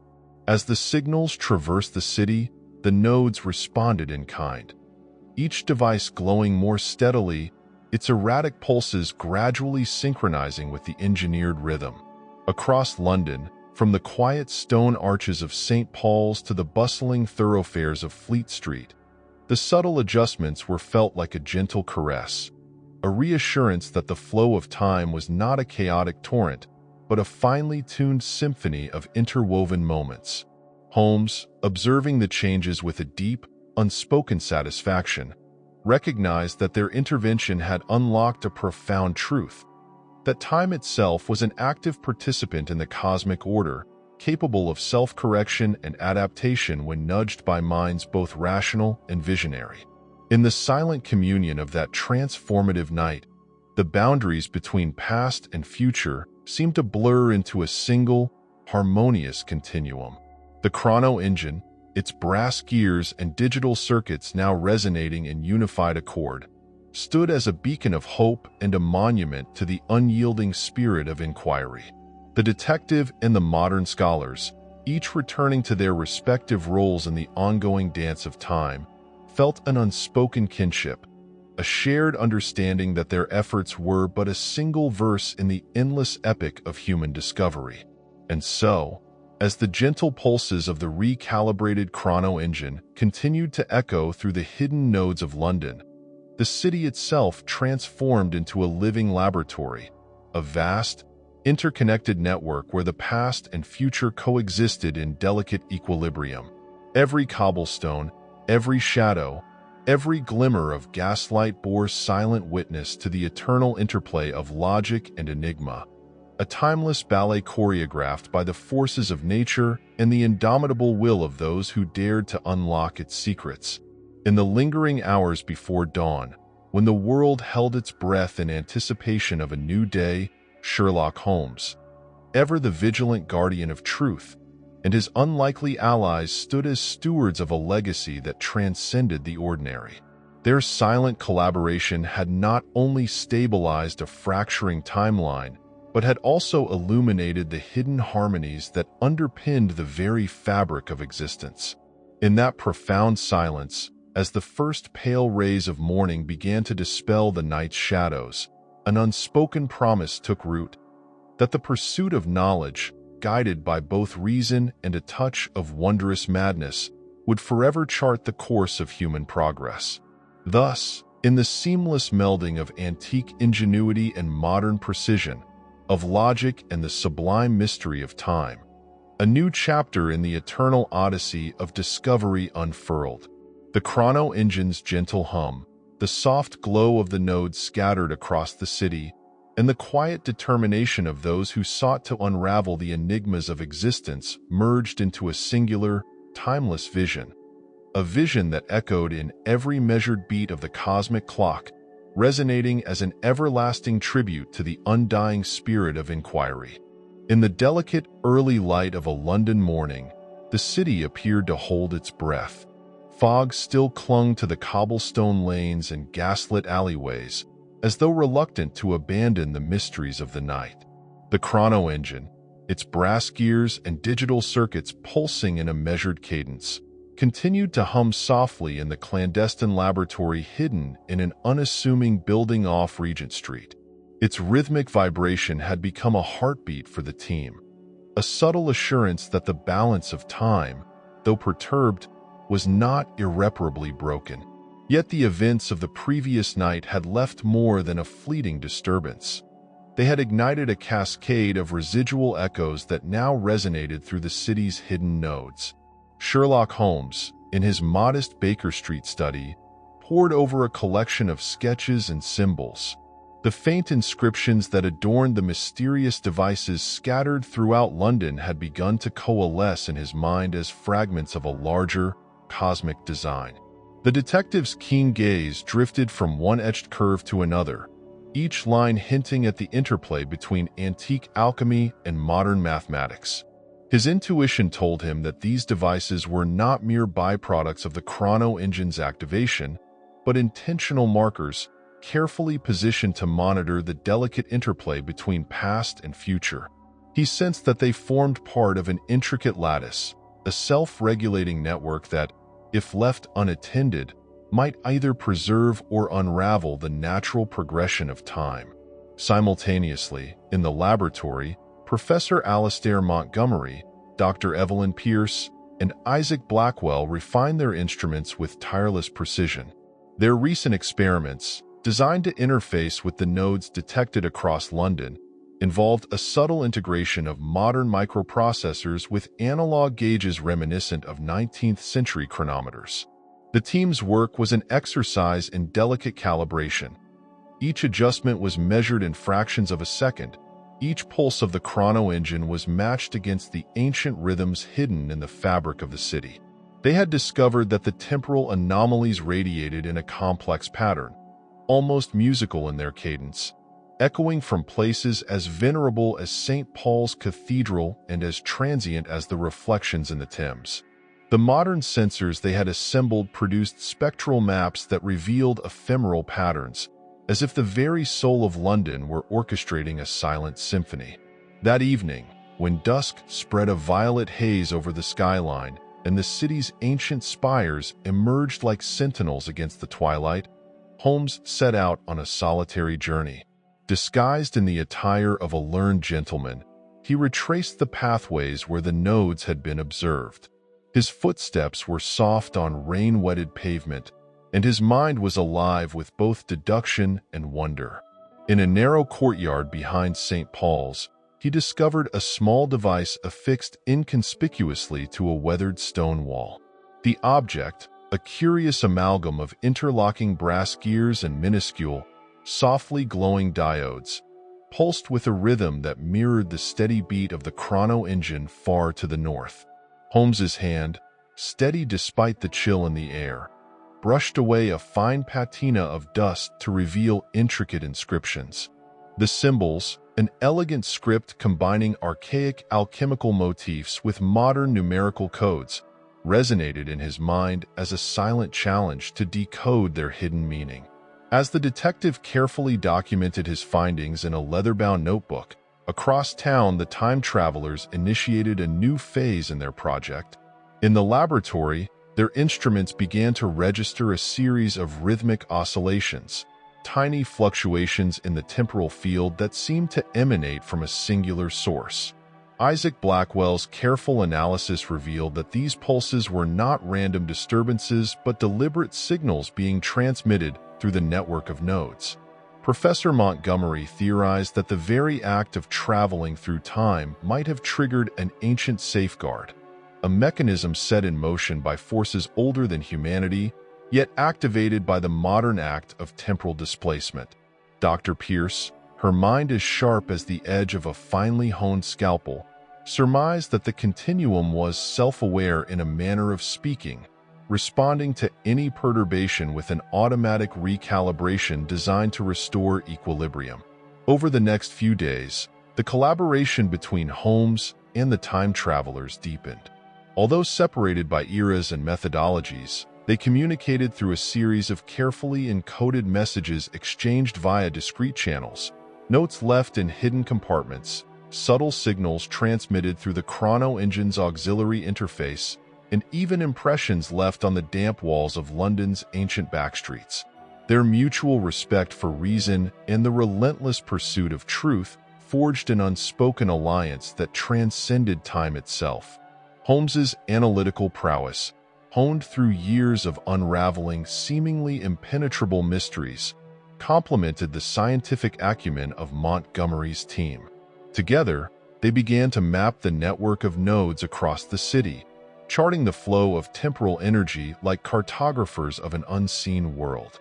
In a particularly evocative episode, the detective found himself at the edge of the Thames at twilight. The river, winding gracefully through the heart of London, reflected the last blush of the setting sun and the emerging luminescence of newly activated nodes. Here, among the reeds and along the muddy banks, he uncovered yet another artifact, a small, cylindrical object embedded in the riverbed. Its surface, a mosaic of intricately etched metal and crystalline circuits, glowed faintly as if drawing energy from the flow of the river itself. Holmes carefully extracted the artifact and, under the watchful eye of a solitary gas lamp, studied its delicate patterns. The markings on its surface told a story of cycles, of creation, dissolution, and renewal. In that silent moment, as the water murmured secrets against the embankment, he grasped the enormity of the situation. The temporal continuum was not a static backdrop, but a dynamic, ever-changing entity that responded to even the slightest interference. Back in the laboratory, the team's efforts to interface with the nodes reached a critical juncture. Isaac Blackwell meticulously assembled a supplementary module, a hybrid apparatus that fused vintage analog elements with cutting-edge quantum processors. This module was designed to speak directly to the network of devices scattered throughout London. Once integrated with the chrono engine, It would send precisely calibrated pulses into the continuum, essentially nudging the flow of time back toward its natural course. The module's delicate circuitry, laid out on a board of hand-carved mahogany and plated with copper filigree, was a marvel of engineering, a living testament to the idea that the ingenuity of the past could coexist and even enhance the breakthroughs of the future. As the module powered up for the first time, the laboratory was bathed in a soft, ethereal glow. The chrono engine's steady pulse became interlaced with a new pattern, an undercurrent of signals that spread outward like ripples in a pond. The spectral maps displayed on Montgomery's screens began to show a remarkable transformation. The chaotic, erratic nodes began to fall into a subtle harmony, their pulses synchronizing with the carefully programmed cadence of the new module. Dr. Pierce, with her ever-analytical mind, observed that the adjustments had produced a stabilizing effect, not only on the immediate vicinity of the laboratory, but across the entire network of nodes throughout the city. The temporal field, once fraught with dangerous fluctuations, now appeared to be settling into a new equilibrium, a delicate balance maintained by the silent interplay of modern science and timeless natural law. Even as the laboratory celebrated this quiet victory, a deeper mystery loomed on the horizon. Holmes, continuing his investigations through the labyrinthine streets of London, detected an anomaly that defied simple explanation. In the obscure recesses of an abandoned warehouse near the Old Bailey, he discovered evidence of an additional mechanism, one that seemed to operate independently of the nodes his colleagues were studying. The warehouse, shrouded in dust and steeped in the quiet decay of forgotten years, contained a vast, intricately constructed contraption. Its design was a bewildering blend of antique engineering and modern technology. Towering brass cylinders interlocked with fine clockwork gears, enmeshed with glowing panels of what appeared to be advanced semiconductor arrays. The device emitted a faint, oscillating hum that resonated with a cadence eerily similar to the chrono engine's heartbeat. Holmes's presence in the warehouse was almost spectral. He moved with silent determination as he studied the enigmatic machine. It became clear to him that this contrivance was not a mere relic of abandoned experimentation, but a purpose-built mechanism designed to harness the very energy of time. The detective surmised that the device was intended either as a backup safeguard or as an alternative means of recalibrating the temporal continuum. Its existence suggested that someone, or something, had long anticipated the possibility of time being disturbed and had left behind a means to counteract that disturbance. The implications were staggering. If the continuum were capable of such self-regulation, then the fabric of time might possess a hidden resilience, a built-in mechanism for healing even the most grievous disruptions. In the days that followed, as autumn deepened and a chill wind rustled through the ancient streets of London, Holmes and the time travelers converged upon the abandoned warehouse. In the quiet interior, amidst the interplay of dust motes and fading light, they set about examining the mysterious contraption.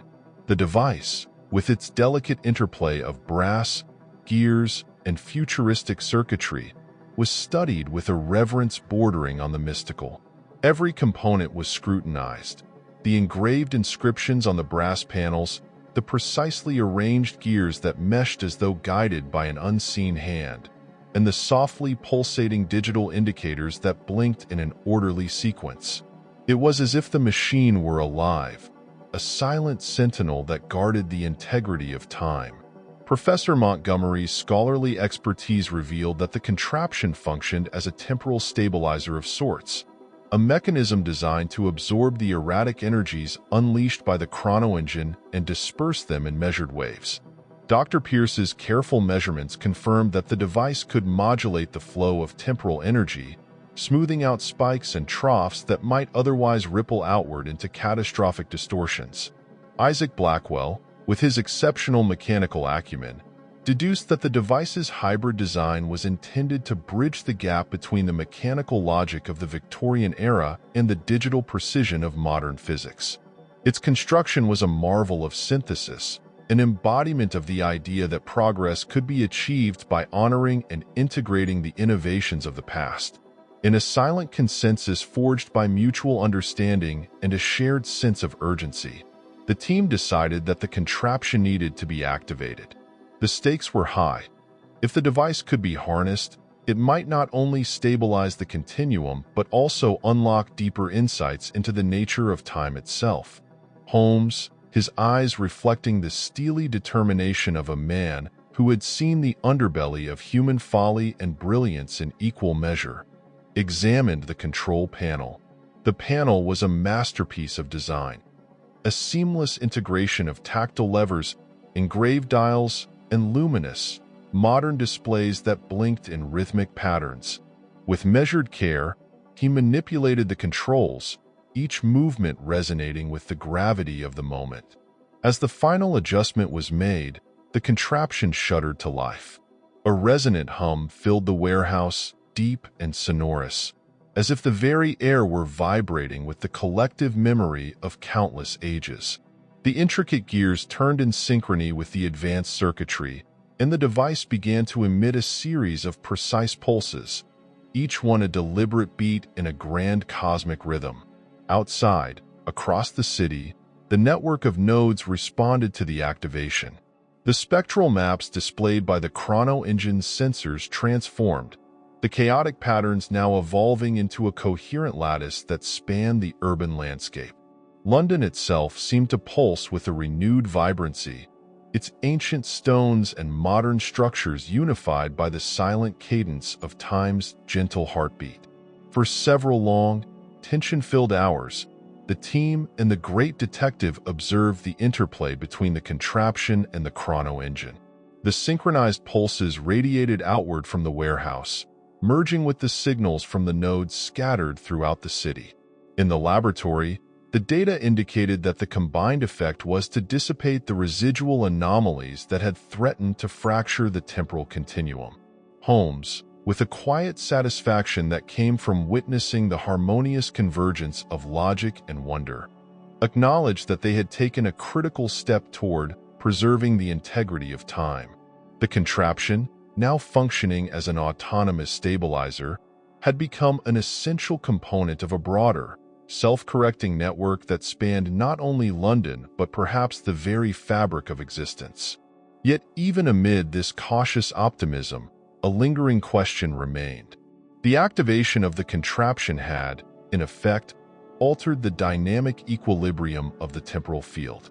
It was as if time itself had responded to their intervention with a measured, almost imperceptible shift, an adjustment that carried the weight of both promise and peril. In the quiet moments that followed the successful calibration, Holmes found himself contemplating the deeper implications of their work. The detective understood, perhaps better than anyone, that the pursuit of truth was an endless odyssey, a journey that could unearth both luminous insights and profound uncertainties. The balance they had achieved was delicate, a tightrope strung between the certainty of scientific reason and the capricious whims of cosmic chance. In the ensuing days, as London settled into its measured rhythm under a slate-gray sky, the collaboration between Holmes and the time travelers deepened further. Their shared investigations led them to a series of additional sites, forgotten archives beneath the streets of Whitechapel, long-abandoned laboratories in the shadow of the Tower of London, and even hidden rooms in venerable institutions such as the British Museum. Each location offered new clues, subtle hints of the ancient network that had guided the contraption's design. Together, they pieced together a broader picture. The temporal continuum was not a passive arena but an active participant in the evolution of human history. It was as if the very essence of time was imbued with a consciousness, a silent, unwavering force that sought to maintain order amid the chaos of progress. Through tireless observation and meticulous experimentation, the team began to chart what they came to call the temporal lattice. This lattice, a vast network of interwoven energy pulses and informational nodes, stretched like an invisible web across the city. It was a repository of history, memory, and possibility, a living archive that recorded every fluctuation in the flow of time. The nodes, scattered in places of historical significance, were not random but chosen with a deliberate precision that hinted at an ancient wisdom. They served as both sentinels and conduits, ensuring that even when the fabric of time was disturbed, a corrective force would arise to restore equilibrium. Holmes, ever the solitary thinker, spent long hours in quiet reflection as he studied the evolving patterns. He contemplated the notion that every anomaly, every ripple in the temporal field, was a message, a fragment of an enduring dialogue between the forces of nature and the human quest for knowledge. In his mind, the pursuit of truth had taken on a cosmic dimension. No longer was it solely the task of deducing the details of a single crime or unraveling the mysteries of a particular case. It had become a mission to understand the very nature of existence. Each node, each calibrated pulse from the contraption, was a whisper from the universe, a clue that beckoned toward an ultimate understanding of the continuum. As weeks turned into a measured march of days, the combined efforts of Holmes and the time travelers began to yield transformative insights. The chrono engine, now augmented by the hybrid module and synchronized with the stabilizing contraption, provided a window into the structure of time itself. It revealed that history was not an immutable sequence of events, but a fluid tapestry, rich with hidden layers of meaning and possibility. In one quiet experiment conducted beneath the flickering glow of a refurbished gas lamp in a secluded corner of Covent Garden, the module transmitted a series of calibrated signals into the temporal lattice. The resulting data displayed a mesmerizing interplay of color and pattern, a dynamic, living chronicle of past and future intermingled in an intricate dance of light and shadow. The revelation struck all who beheld it with a sense of both wonder and humility. Here, in the interplay of antique gears and modern circuits, they glimpsed a truth that transcended the boundaries of conventional science. That time itself was alive, pulsing with the collective heartbeat of every moment that had ever been or ever would be. It was a realization that resonated deeply with Holmes, whose own life had been devoted to unraveling mysteries that defied explanation. The detective's eyes, sharp and unyielding, glistened with the light of understanding as he absorbed the data, each waveform and oscillation a testament to the profound complexity of the temporal continuum. Emboldened by their discoveries, the Alliance set forth a bold new plan. They would establish a permanent interface, a centralized node that would serve as both a beacon and a regulator for the temporal lattice. The interface, to be constructed in a discrete location beneath the storied halls of the London Institute of Advanced Sciences, would incorporate elements from every era of innovation. Its design was an ode to the past, featuring hand-carved mahogany panels and intricately wrought brass details, yet it was powered by the latest in quantum processing technology. This fusion of eras was emblematic of their mission, to honor the wisdom of bygone masters while embracing the transformative power of modern science. Under cover of a moonlit night, the team, assisted by Holmes's strategic guidance, commenced the construction of the interface. In a cavernous, abandoned lecture hall, they labored in silence, their work punctuated only by the soft whir of machinery and the measured ticking of antique clocks. Every component was installed with meticulous care, every connection soldered with the precision of a master craftsman. As the interface neared completion, a palpable energy filled the room, a convergence of hope, intellect, and the enduring mystery of time itself. When, at last, the final circuit was connected and the brass dials aligned with the celestial markers encoded in the device, the interface shimmered to life. A cascade of luminous data streamed across its surface, revealing an intricate pattern that mirrored the very fabric of the temporal lattice. In that moment, as the interface began its silent vigil, Holmes and the team understood that they had not only preserved the continuum but had forged a new path toward understanding the infinite tapestry of existence. In the ensuing months, as the interface continued to function as a stabilizing force within the temporal lattice, London transformed in subtle yet profound ways. The city's ancient architecture, its venerable stone edifices and timeless bridges, appeared imbued with a renewed vitality. The very air seemed to vibrate with the quiet energy of a cosmos in delicate balance. In hushed conversations among scholars and scientists, the events surrounding the chrono engine and the temporal lattice were spoken of as if they were the stuff of myth, a modern legend interwoven with the echoes of the past. Holmes, for his part, retreated into long contemplative walks along the Thames and quiet evenings in his Baker Street study. His mind, ever the repository of brilliant deductions, now contemplated mysteries that spanned the continuum. He recognized that the work they had undertaken was both an act of preservation and an invitation, a call to future generations to remain ever vigilant in the pursuit of truth. In his quiet moments, he would trace the outlines of the inscriptions he had discovered on the nodes, pondering the possibility that they were the legacy of an ancient order, a secret consortium of inventors and philosophers who had, long ago, understood that time was not a static river but an ever-changing, living entity. As the years passed, the interface and the stabilizing contraption became permanent fixtures in the hidden underbelly of London, a silent covenant between past and future.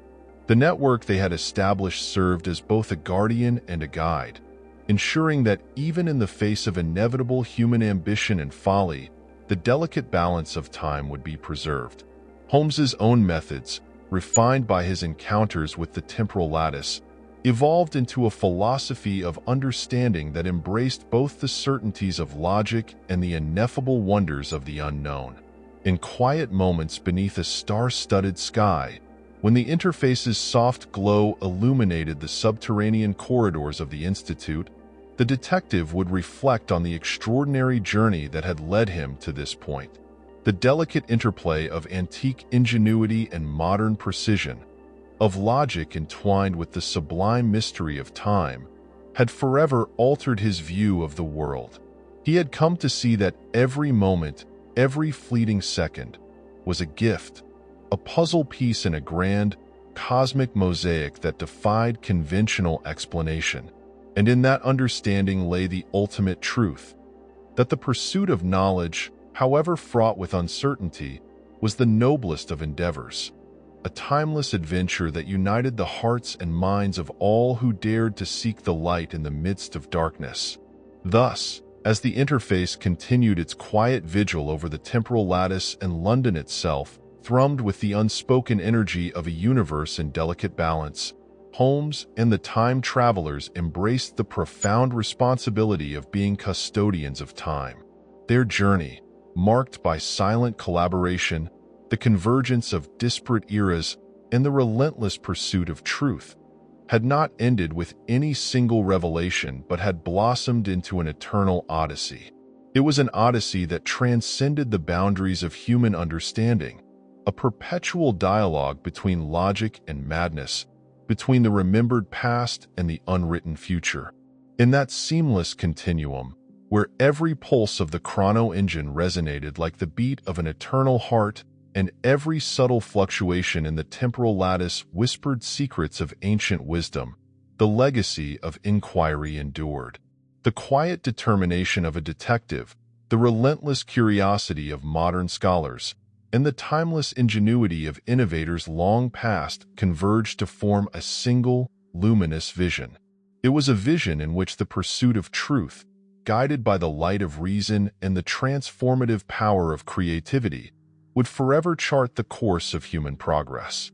And so, beneath the unyielding gaze of history and the infinite expanse of possibility, the custodians of time moved forward. Their footsteps, silent and measured, left an indelible mark upon the continuum, a mark that would echo through the corridors of centuries to come. In the interplay of antique gears and quantum circuits, in the quiet vigil of a luminous interface and the resolute mind of Sherlock Holmes, the eternal dance of time continued unabated, a timeless saga of discovery, resilience, and the undying spirit of human inquiry. Every measured adjustment to the chrono engine, every calibrated pulse transmitted into the temporal lattice became a tribute to that unyielding quest for knowledge.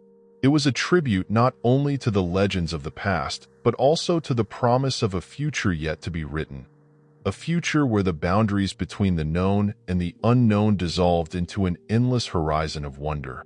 And as the city of London, ancient and modern alike, slumbered under a sky flecked with the light of countless stars, the silent symphony of time played on. Its notes resonant with the truth that while the continuum might be fragile, the human spirit was indomitable. In that perpetual moment of convergence, where every second was an echo of eternity and every heartbeat a measure of cosmic rhythm, the custodians of time understood that their work was far from complete. The delicate balance they had achieved was not an end but a promise, a covenant to remain ever vigilant against the forces of chaos and to continue the eternal dialogue between the past and the future. And so, with quiet determination and hearts filled with the unquenchable flame of discovery, they stepped forward into the unknown, ready to embrace whatever marvels or challenges the continuum might reveal next.